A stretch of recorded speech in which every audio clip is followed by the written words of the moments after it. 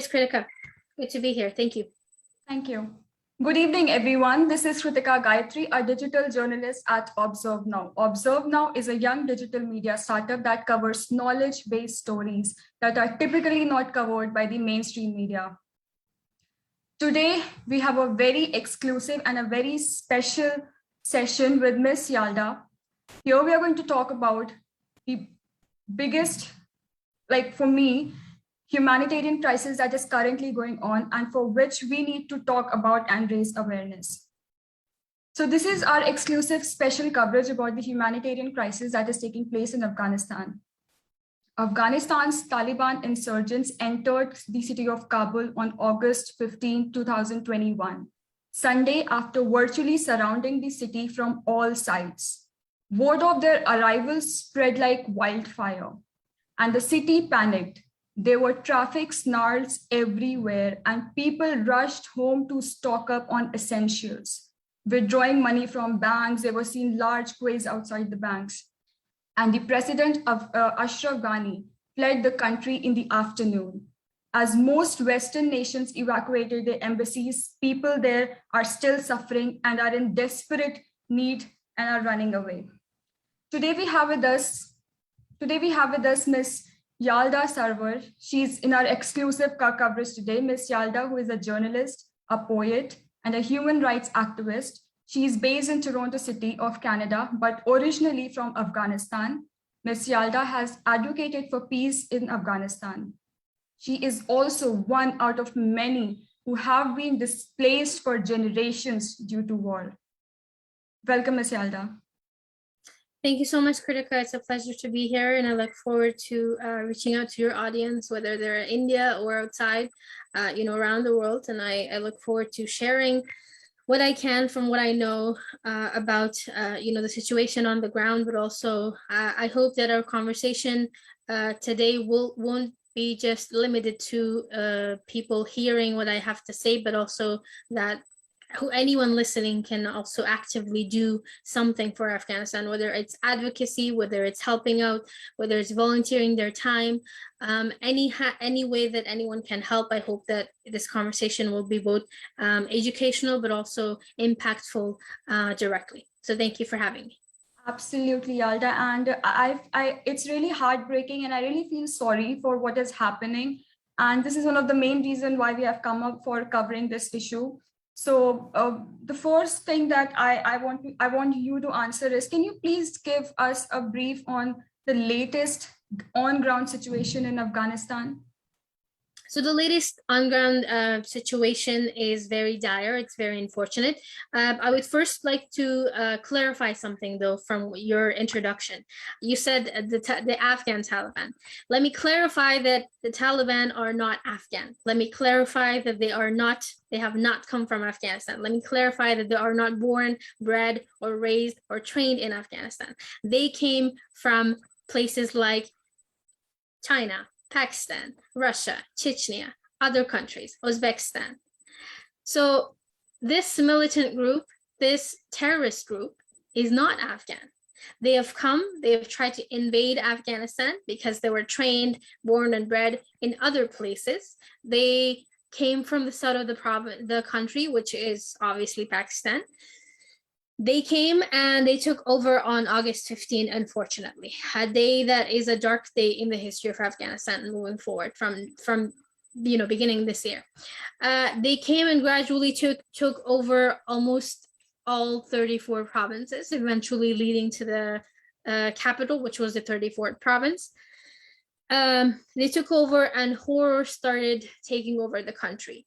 Now, the situation on the ground is very dire because there are militants who are not Afghan, who cannot even communicate in proper Afghan languages, who, they don't look anything Afghan.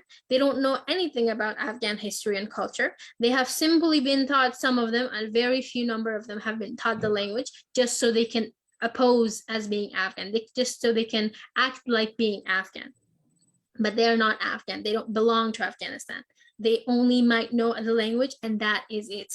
They are there, they're brainwashed, they're trained to come and cause horror. So the situation on the ground, because of this propaganda and this brainwashing that has happened in their minds, what they come to do is they have been Islam has been misinterpreted to them, and so their minds have been brainwashed. So now they think that whoever has a normal free mind and wants freedoms, and anyone who wants to live like a normal free human being with democracy, with rights, with freedom, that person or those people are wrong. That's what they've been taught to think. That's how they've been taught to think.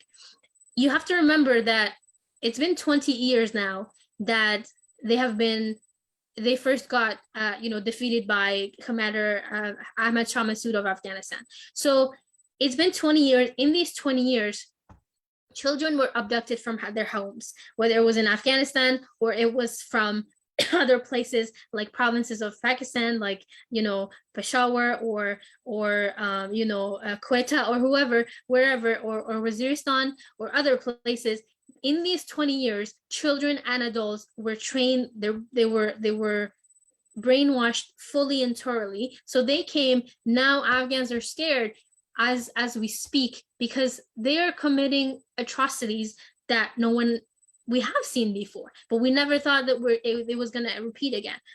That dark part of history has repeated, because what happens is they come, they act like they're peaceful. They say they have changed. The day before yesterday, their spokesperson, Zabiullah Mujahid, who's God knows who, he came and in a press conference said the Taliban have changed. They believe in women. They believe in, women's rights. They believe in freedom and, all kinds of freedoms, including freedom of speech. But guess what they're doing right now? They're going house to house. They're hunting journalists. They're hunting females. They're hunting government workers. They're hunting military workers. They're hunting whoever they can, whoever has an open mind. Whoever essentially wants a free Afghanistan, they're hunting them down and killing them and their family members, killing them and their friends, whoever they are. They're looking at social media, they're observing social media, they're trying to, obviously, and in this process, they're not alone. The militants themselves are not alone. Obviously, they are children and a product of Pakistan and the ISI. So they are helping them combine together. They're committing every kind of atrocity that there is. A few days ago, right before the capture of Kabul, a young man was riding on his a bicycle on the streets, one of the streets, I can't remember which province it was, but he had a flag on his bicycle, on his bike. And the Talib car was passing by. They literally said, shoot him in the head. They did that and they passed by as if they had just killed a bug or a bird. That's how, meaningless Afghan lives are to these people. They are the enemies of Afghans and Afghanistan, right? So something like that happened. And now atrocities are happening because whether it's during the night or during the day, they're going to house raids. They're taking guns from houses, whether these people have guns because of security concerns and to save their own lives and to protect themselves for self-defense, or if they have worked with security defense forces, they take their guns. And if they know that you've worked for the government, they kill you right away or take you away. Another thing, in provinces, especially, everywhere, but especially in provinces aside from the capital, Kabul, they're taking young children, young girls as child brides, as sex slaves, and they're taking them to Quetta. They're taking young boys from the same provinces and even Kabul, and they're taking them to train them and brainwash them all over again. Now, another really atrocious thing that has happened is that the only international airport that is left in the country, the Kabul airport, atrocities have multiplied and quadrupled in the airport as well, because the control of the airport is in the hands of the Taliban and the American forces. So the people that are being prioritized to leave the country because of these humanitarian crises and because of these atrocities are Americans. And who suffers in the midst of this? Again, Afghans, everyday Afghans trying to flee these terrorists. They're being beaten. Pepper sprays and other chemicals are being sprayed on them.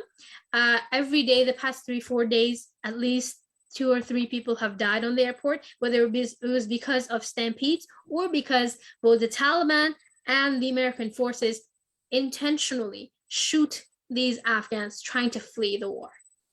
So That is how bad it is. And then there are also, the physical aspect of it aside, people are depressed. You got to think, a population of 38 million free thinking people, freedom loving people, normal human beings, their freedom, their dreams, everything has been snatched away overnight. Right. So people are depressed. People are upset. People don't know what to do. People, they speak to me, they talk to me. A friend I was speaking to said he doesn't know what to do with his life anymore. He can't go to work. He can't go to university. He doesn't know what to look forward to. His dreams, he said, I didn't have a plan A or plan B for life. I had a million dreams. I had a million things I wanted to do, but now I can't do any of them because they're here, because nobody's are controlling them. That's what he told me. Absolutely, Yalda. It's stomach churning to listen to what figures and what the information that you are providing. And there have been women who have also given the statement that it feels like a bird who makes nest, then helplessly watches others destroy it. And we have seen young and educated Afghan women burning their degrees, certificates, and diplomas so that they don't get targeted by the Taliban, and because they're going door to door searching for them. And people are so desperate to run away. They're clinging on to the planes. We have got the recent images that a parent is passing on his baby to US troops so that it can go over the Kabul airport wall. These are all beyond heartbreaking images that we are coming across.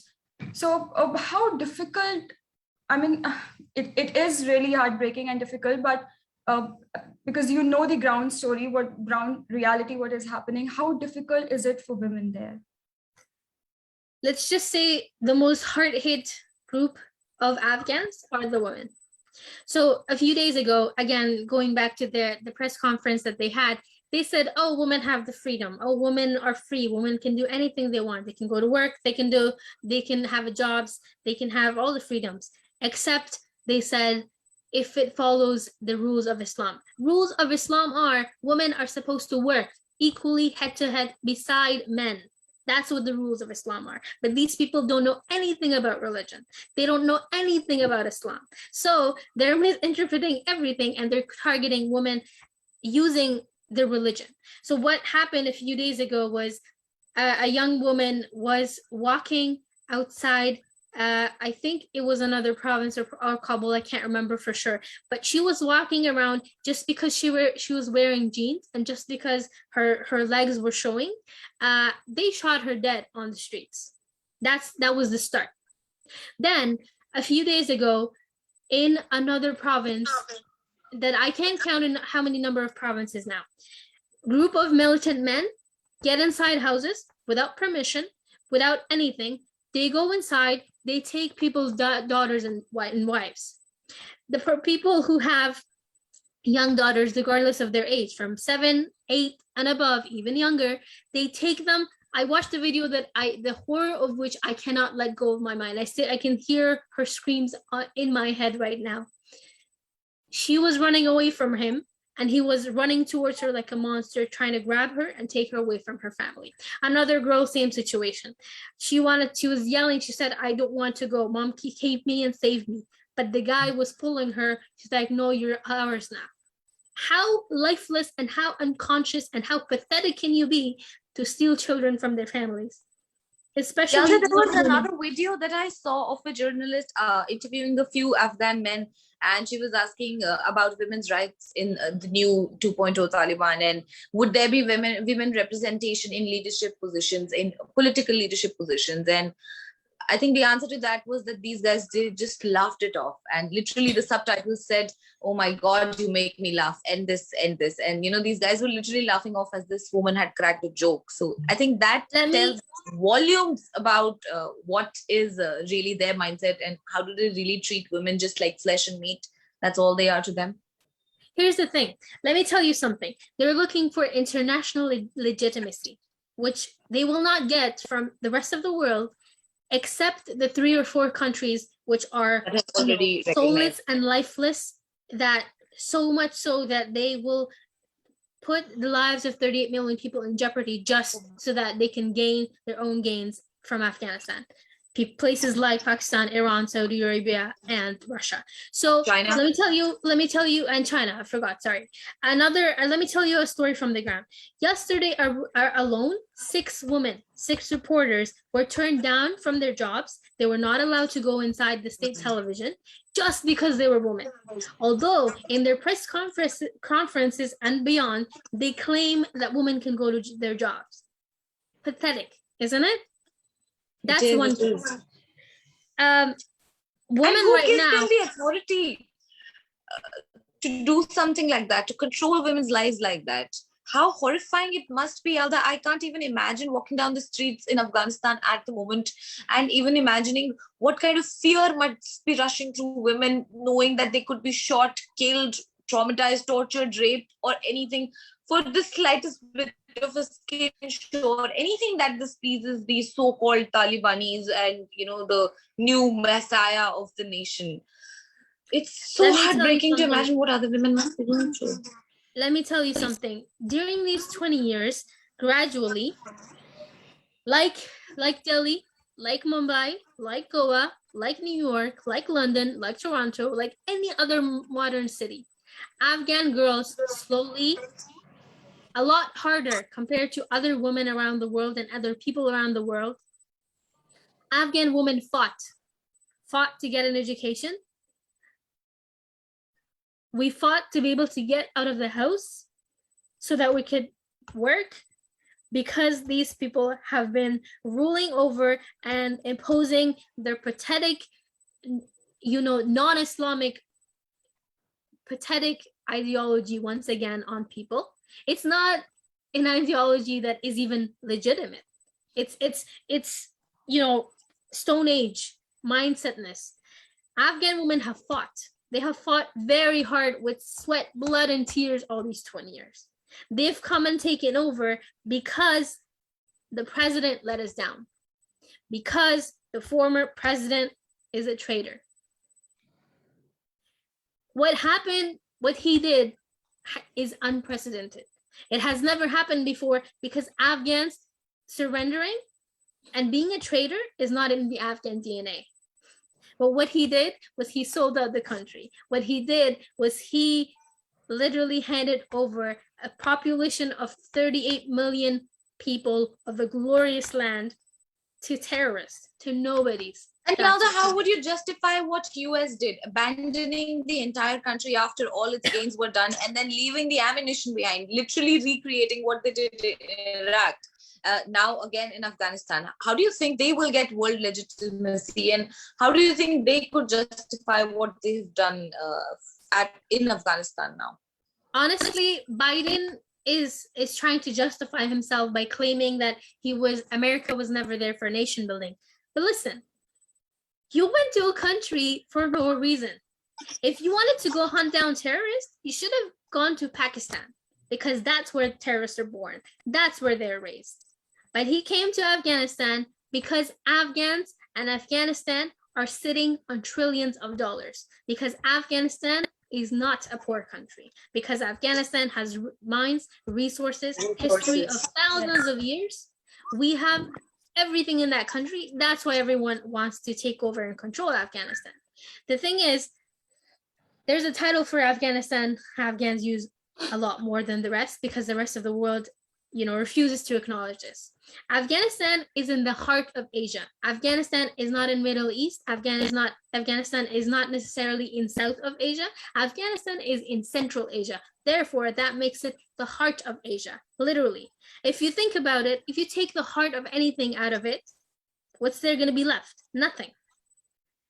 Afghanistan, if anything happens, which is starting to happen, God forbid, if Afghanistan goes down, God forbid it, if it turns into a black hole, if another ISIS rises from Afghanistan, the world goes down too. And it will bite everybody. Pakistan, India, Russia, China, the rest of the world, even America. Right. What Biden did was horrendous. What he did was stupid, mindless, and, you know, just unbearable. I still can't fathom it.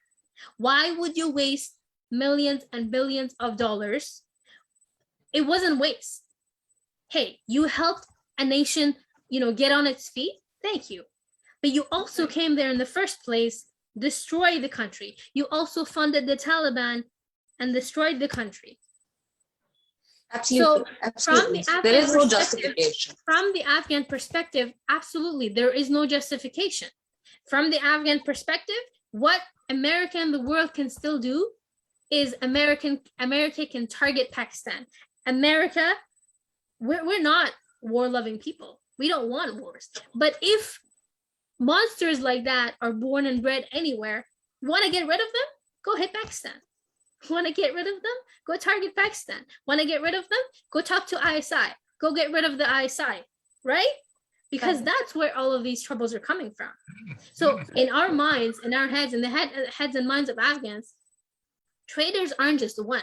Traitors are the neighbors who don't appreciate, who don't understand humanity. Traitor is America. And traitor at last is the president who gave us empty hopes and rosy dreams, but shattered it last minute. Absolutely. Yalda, I think the plight of Afghan people under the iron fist of the Taliban that has come, people just can't ignore what's happening. It's a big crisis, and we cannot just abandon Afghanistan. We are, as people, we are together in this world. And this brings me to the next question. Yalda, what do you think? What does Taliban 2.0 look like for common people of Afghanistan? Because there have been reports covered where, they're claiming that we are not like before, we have changed, we will allow women, as you said, that are the claims they are making, but they're acting in a complete opposite way. So how difficult is it as compared to what they were before to what they are now? Listen, I have two cousins in Kabul right now. Right. Just one thing to add on to the question Kritika just asked you. Yeah. Could you also quickly paint a picture of Afghanistan before Taliban took over this time and after now, just for the viewers' reference as to what changed? So like I said, I have, Kabul has at least 5-6 million people. Now there's probably 7-8 million because of the displaced from other provinces coming to Kabul as well, thinking that it's safe, but it's not. So here's the thing. I have two cousins. One of them is on his 30s. The other one is on his early 20s. The one that's on his 30s, the younger one I was speaking to yesterday said, my elder brother had seen this regime. He had seen the first rise of Taliban. So he knows that it starts gradually. They play nice, they seek legitimacy, which is happening right this moment as we speak. That's why they're playing nice. And then slowly their torture starts. Slowly it gets deeper. Slowly the darkness gets darker by the minute. And that's exactly what's happening right now. They started slowly, they played nice, they're acting nice on media, they're making propaganda, spreading propaganda with the help of ISI and the rest of their allies. Then slowly their torture begins. The first 2 days they came, Kabul and Kabul for the most part, and not the rest of the provinces, was quiet. Kabul was quiet. That almost nothing happened in Kabul the first 2 nights. Then slowly they started. They started their nightly raids and the day raids. They go to people's houses, hunt people down literally every minute. On the streets, they see you, they will hit you with their guns. They hit you with the lashes, especially if women are out. Women are observed and policed every minute. Someone I was speaking to again yesterday said, when you go out, Kabul is not the same anymore. All you see is very limited number of people. It's like a ghost town, but with very little number of men, even fewer women, who are frightened and have extra clothing on just because of what these terrorists might do. And he said the city of Kabul, the face of Kabul has changed. Another example, stores and salons and banquet halls, wedding halls have started painting their walls white or black. Right. Because they have pictures of women, of modernity, and they're scared that what happened before the first time in the 90s will repeat again. So Tanya was asking, what did the Afghanistan look like before their capture? Here's what it looked like. It looked like a normal day in Mumbai. As difficult as it is, it wasn't the case for all 34 provinces, but it looked like every day looked like almost a normal day in Mumbai or Goa. People, groups of youngsters would get together. There are cafes in Afghanistan, around Kabul especially, Herat, Kabul, Mazar. They would go out and hang around with friends. Girls would be able to go outside, film videos. We have bloggers, we have YouTubers from Afghanistan. People have made careers out of it the past few years. We have journalists, we have lawyers, we have a robotics team that is now on the run. We have a gymnastics team, many of them. We have athletes who have taken the Afghan flag across the world in international competitions. We have taekwondo players. We had an athlete on the Olympics. We have, from every sector of life, we are a freedom-loving. What happened in the past 20 years, like I said, we got on our feet. After the 20 years before the Taliban, we got on our feet the past 20 years. We're slowly beginning to become, the next New York, the next Mumbai, the next London. But what happened? We have jealous neighbors, pathetic neighbors. We have enemies that cannot see Afghanistan progress. We have pathetic people and nations who cannot see Afghanistan progress, who cannot see freedom in Afghanistan.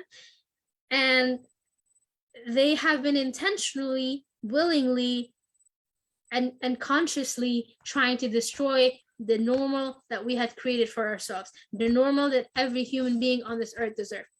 They ruined it. They came overnight and they took over. That's what happened. Also, Yalda, you mentioned about how women have been a particular and the main target. I've also come across reports that there was a para-Olympic who was supposed to be the first female in Taekwondo para-Olympics from Afghanistan. She cannot go ahead now in Paralympics and participate.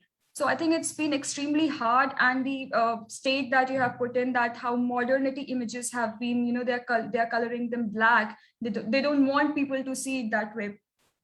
It's really heartbreaking. So the other question that I would want you to answer is, the country is in pure chaos right now. Afghanistan is in complete chaos, politically and financially.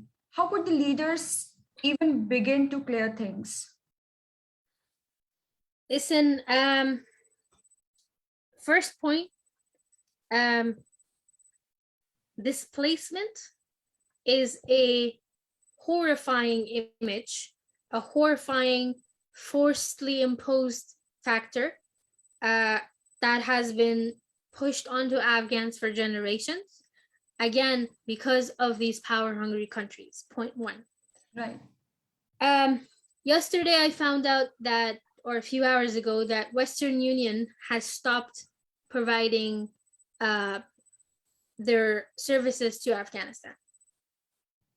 The world is turning their back on Afghanistan too. But the question is, how do you, in your sane mind, whoever you are, whatever country or person or power in the world, how on earth do you give yourself that legitimacy? How can you fathom the fact that you're going to turn your back on 38 million innocent lives? If the world doesn't help and listen, if the world doesn't intervene in Afghanistan, the country will turn into ISIS too. That white flag that you see with black writing will turn into black flag with the white writing, okay? And the media attention, weeks before, all these 20 years, Afghans have been spoken out. We have been outspoken, calling on the world. Hey, Pakistan is doing this. Hey, America is doing this. Target Pakistan, hold them accountable, make them stop, but nobody listens. Okay. Because apparently, it's a horrendous thing to say, but apparently Afghan blood is not the same color as the rest of the world, because nobody seems to care. That's and weeks and months leading to the fall of Afghanistan, we, the diaspora outside Afghanistan, and those 38 innocent but amazing people inside the country have been advocating, calling on the world, even to this day, do something, write to your governments, urge them. If they want your vote, go talk to them. Hey, what's your policy about Afghanistan? Talk to them and advocate for Afghanistan. Talk to them and ask what policies they have about Afghanistan. My guess is because your network is Indian and it's based in India, I read a rule that, I mean, obviously on your constitution, there's something that if refugees are coming to India, they cannot be Muslim. Listen, humanity knows no boundaries. Why don't you write to your PM? Why don't you write to your government representative? India has been a wonderful friend to Afghanistan. I acknowledge that. We're forever indebted to India, forever. India was our friend even before all of this chaos and will forever be our friends. But this rule that you guys have is pathetic. It's inhumane. Forget about Afghanistan. Uyghur Muslims had the same problem. Syrian Muslims, if they wanted to come to India, they couldn't. Now Afghans can't be refugees. Now Afghans can't really come because of the rule that your constitution has about a ban of Muslims. Why? No, I would like to understand the issues that has led to that, but what you can do, what Indians can do, and the rest of folks listening to this from all corners of the world is be outspoken, speak your minds, speak for Afghans, because now that finally the world knows we exist, the world is acknowledging that we exist. Now it's time for you to actively be an ally, not just performatively for the sake of it. I want to add. Kritika, just give me a second. I want to take just add one thing here to what Yalda said. Yalda, just something that you should know, because Western media is definitely not giving this a lot of importance, and that's something you can read in the Indian media coverage as well. India has introduced an emergency e-visa for all the Afghan refugees who wish to now come to India after the Taliban takeover. So what you were referring to, talking about the CAA, that is a completely different entity, and of course a debate around it is a different topic. But for now, India has started the e-visas where religion will not take precedence. You can check it out on the website as well, the Ministry of Foreign Affairs website, where you will see an entire form. So that is something that Western media is definitely not covering, but you might want to go through the Ministry website and some Indian media stories. That will give you a broader sense of it. Over to you, Kritika. Thank you for that, Tanya. Sorry, Kritika. I do want to apologize. I heard about, I heard speculations, but I did it, only a few hours ago, so I didn't know about the new policy. I do, again, I will say, forever friends with India, and it will remain so forever, despite the rule that you guys had before, despite the policy that you had before, or that if it's still existent. But and I appreciate India once again, whoever's hearing me from the government side or the people, let me tell you this. If I cross paths, we're getting a bit out of topics here, but every Indian I've come across has become my best friend. There's a lot of love I have for India. Thanks for clarifying that new latest information. I just want to, convey my utmost gratitude to every Indian. This is not just for the sake of it. It's because I swear to you that the past 20 years, whoever I pass by, if I know that they're Indian, I talk to them like their family. But thank you for the newest information. Sorry, Kritika, go ahead. Yeah, absolutely, Yalda. I think that's what I said. It's generally the Western media that seems to ignore such stories, but and it's relatively new as well. Yeah. So maybe you might want to look it up later. Kritika, over to you for your last one. Yes. Also, Ms. Yalda, it's perfectly fine. Ms. Tanya has already cleared that out. And I can also share the links of the details and the tweets that you may retweet and, spread awareness about the new e-visa policy that India has adopted. Sure, that would be great. Thanks, Kritika. Thank you, Yalda. This is the end of our session now. We are deeply concerned about the safety of women and youth peace builders, activists, leaders in the country of Afghanistan right now. Women journalists and media workers are at disproportionate risk of facing violence and retribution due to the misogyny of Taliban rule. You can help by donating relief funds and aid agencies. You can support women and refugees, reach out to your lawmakers and sign petitions. We stand in solidarity with the people of Afghanistan. Our thoughts are with all who fear for the safety of their families. Love and freedom will win over cruelty and darkness. Thank you so much, Yalda, for joining us in this session and for raising awareness. We are so thankful. Women like you, you're coming up and speaking up for the people. It's great to it's great to have you here. Thank you so much to our audience for joining us. But before we end the session, Yalda, your parting words for our audience.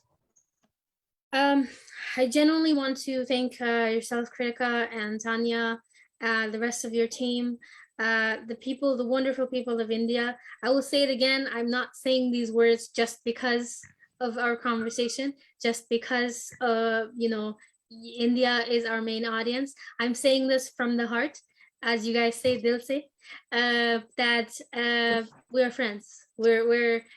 This friendship will never end. For the compassion that your people have shown and continue to. On behalf of myself, my family, and all Afghans, thank you. It was an honor to be here.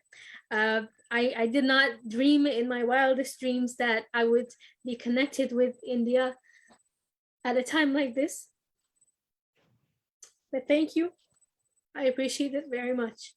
Yalda, women like you are so strong, and there are so many young girls and young girls watching, young kids watching you right now, whom you are actually empowering. Looking at you and talking to you today, it has empowered me in such a great way that such a crisis you're facing, your family, your cousins are trapped, but you are still using your voice to make an impact and to do something for your people, for the world. So it's not that you're alone. We're all together, and know that we, India, we are all women and girls with all of our people. We are standing right there in solidarity with you.